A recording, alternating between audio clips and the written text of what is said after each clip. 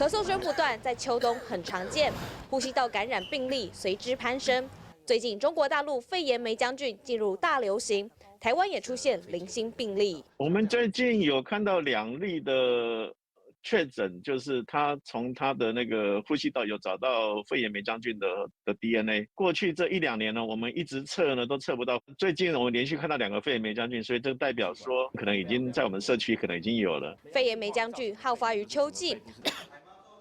医师提醒，如果咳超过1周，伴随气喘声，小心可能是肺炎梅将军作祟。它的潜伏期比较长，最长可以到21天左右，所以有时候可能别人已经好了，那不觉得是被它传染的，所以这样子的交叉传染有时候比较难去把它阻挡下来，就是会不断的散播下去。虽然各年龄层都可能感染肺炎梅将军，不过学龄前儿童到青少年族群较容易恶化成肺炎，家长务必多留意。肺炎梅将军呢，一般它是引起中等程度的肺炎，它以前很少引起很严重的肺炎，大概是2018、2019的时候，我们看到肺炎梅将军有变严重的样子啊。就是他的肺炎变得很严重，甚至有人需要用叶克膜。现在就是要观察说，最近肺炎梅将军是不是会持续增加？目前治疗肺炎梅将军需要使用抗生素，但根据疾管署统计，国内个案针对第一线抗生素已出现70%的抗药性。治疗这个梅将军的感染除了聚环类的抗生素之外，也有其他的药物可以使用。那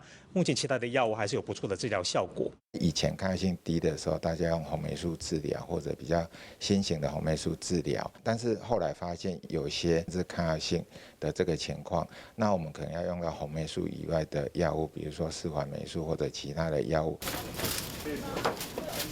尽管肺炎梅将军有替代药物可以治疗，但不能掉以轻心，外出还是要戴口罩，加强防护。大爱新闻周梦如、邓颖中台北报道。